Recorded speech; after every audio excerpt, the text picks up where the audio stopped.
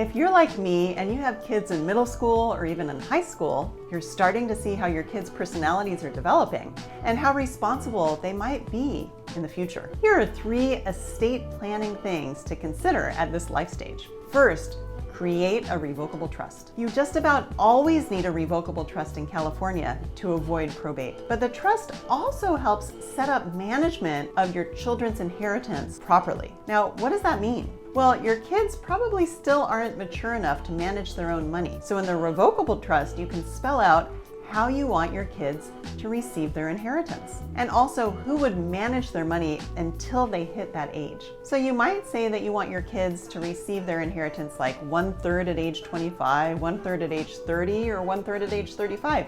That's pretty common. But I think a better way is to set up a dynasty trust for your kids so that your kids are protected for the rest of their lifetimes. I have some videos on dynasty trusts and on the benefit of these irrevocable trusts.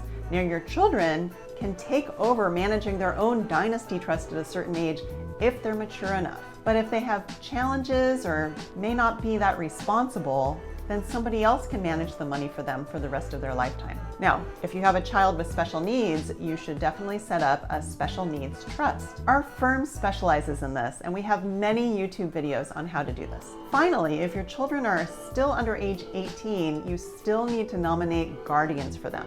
Some of our clients whose kids are in high school, they end up choosing neighbors or family friends who can be guardians for those last few years before they turn 18, so that those kids can stay in the same school district as they were before. So it kind of helps that transition period. You might want to consider that. So go ahead and set up your estate plan or review that plan to make sure that it still works in this current life stage of yours. Happy planning.